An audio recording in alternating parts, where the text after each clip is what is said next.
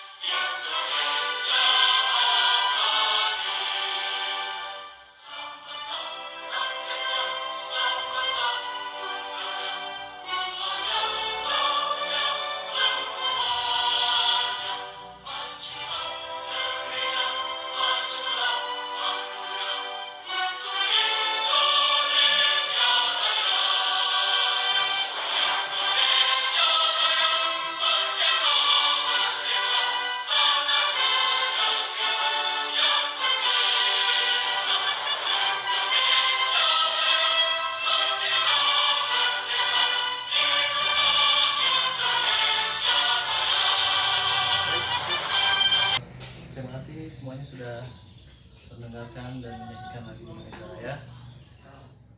Sebelum saya mulai pembelajaran, alangkah baiknya kita sama-sama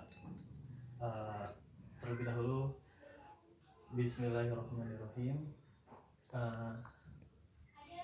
Baik, sebelumnya saya absen terlebih dahulu.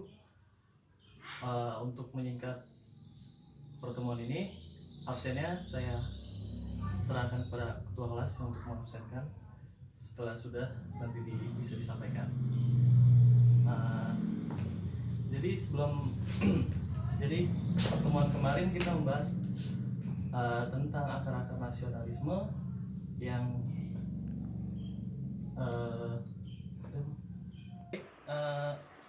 pertemuan sebelumnya kita membahas tentang akar nasionalisme.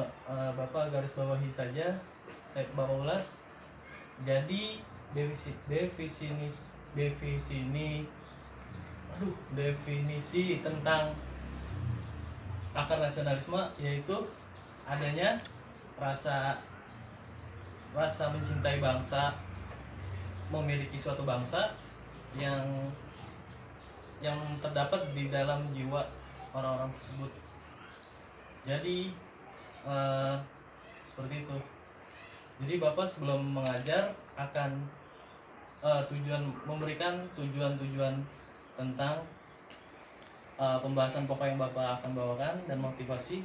Jadi memang pada dasarnya pelajaran sejarah ini banyak dikecam sebagai pembelajaran masa kuno dan masa lampau yang banyak orang tidak miliki dan minati.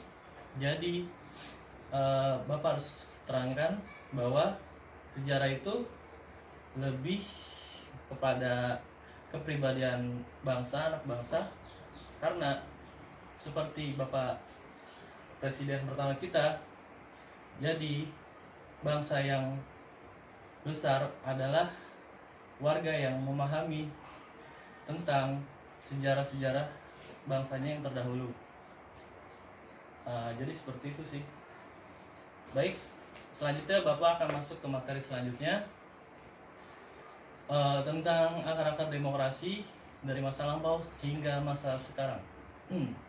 Jadi pengertian demokrasi yaitu demokrasi secara etimologi berasal dari bahasa Yunani demokrati yang berarti yang terdiri dari dua kata. Yang pertama demos yang artinya rakyat dan kratos yang artinya pemerintah. Jadi bisa diartikan sebagai pemerintahan rakyat dan atau pemerintahan yang sepenuhnya daulatannya yang dipegang oleh rakyat. Baik, selanjutnya pengertian demokrasi menurut beberapa ahli. Yang pertama Abraham Lincoln, dia mengatakan dalam bahasa Inggrisnya, demokrasi is the government of the people, by the people and for the people, yang artinya masyarakat, pemerintahan dari rakyat untuk rakyat, dari rakyat oleh rakyat untuk rakyat.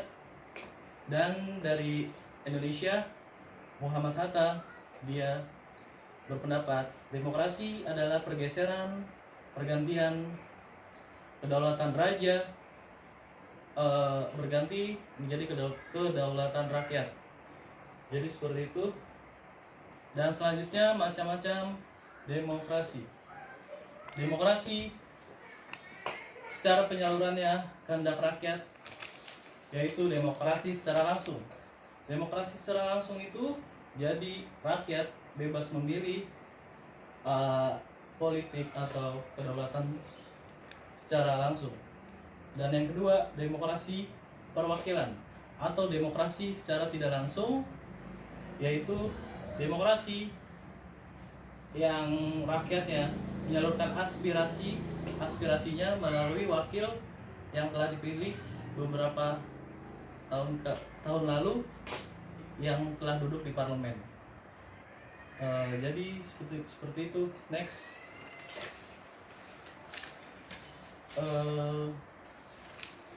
sejarah demokrasi pada awalnya abad kelima, dan pertama kali keluar dan dicetuskan di Athena yang terletak di negara Yunani. Tapi berjalannya waktu abad ke-18, demokrasi banyak berganti arti dan hukum-hukumnya karena dari negara-negara lain yang mencetuskan demokrasi. Baik, selanjutnya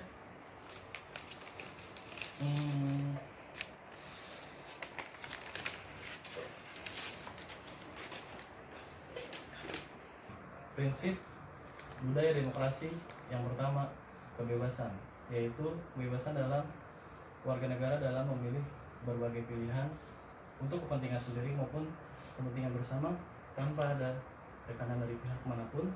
Dua, persamaan ini, jadi suatu negara itu terdiri dari berbagai suku, ras, dan agama.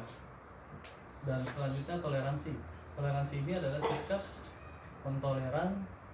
mentoleri, menghargai, memperbolehkan dalam pandangan yang berbeda. Solidaritas adalah sikap lalu solidaritas itu adalah harus ada di dalam sebuah negara, karena perbedaan pendapat tidak jadi suatu pengacuan, karena kita semua satu tujuan. Baik, selanjutnya sejarah demokrasi di Indonesia. Sejak Indonesia merdeka dan berdaulat menjadi sebuah negara pada 17 Agustus 1945, dan para pendiri demokrasi, the son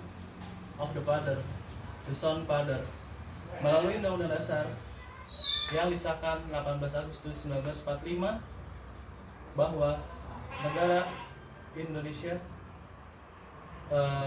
bahwa negara kesatuan Indonesia, negara pada saat penetapan Negara Kesatuan Republik Indonesia atau bisa disebut NKRI, yang menganut demokrasi, di mana kedaulatan yang tertinggi dipegang oleh rakyat dan pelaksanaannya dilaksanakan oleh Majelis Permusyawaratan Rakyat atau MPR. Dan selanjutnya pelaksanaan demokrasi Orde Reformasi 1998 sampai sekarang. Pelaksanaan demokrasi Orde Reformasi 1998 pada dasarnya mereka menganut Pancasila dan Undang-Undang Dasar, dan ada perbaikan dan penyelesaian di akhir. Lembaga-lembaga dibagi menjadi 3, eksekutif, legislatif, dan yudikatif, dan dimulainya demokrasi pada tahun 1999 yang terpilihnya DPR dan MPR pada saat ini. Baik, materi demokrasi cukup sampai di sini. Bagi siswa yang ingin bertanya, silakan yang ingin ditanyakan. Oh iya Pak, saya mau bertanya Pak. Yang dimaksud dari kebebasan demokrasi itu apa Pak? Baik, kebebasan dalam demokrasi itu adalah sebagai warga negara bebas memilih pilihan, berbagai macam pilihan tanpa ada tekanan, baik untuk kepentingan bersama atau kepentingan pribadi. Gimana? Oh, oke. Kalau sudah mengerti atas penjelasan Bapak, jadi Bapak akan ulas dan rangkum pertemuan hari ini. Jadi awal kelahiran demokrasi tersebut pada abad 5 sebelum Masehi yang terdapat di suatu negara Yunani di kota Athena, Dan Indonesia sendiri pun sampai beberapa kali berganti demokrasi, terakhir yang 1998 sampai sekarang reformasi sampai sekarang menganut demokrasi perwakilan atau presentatif demokrasi. Baik, karena waktu sudah pertemuan hari ini sudah habis, jadi cukup sekian.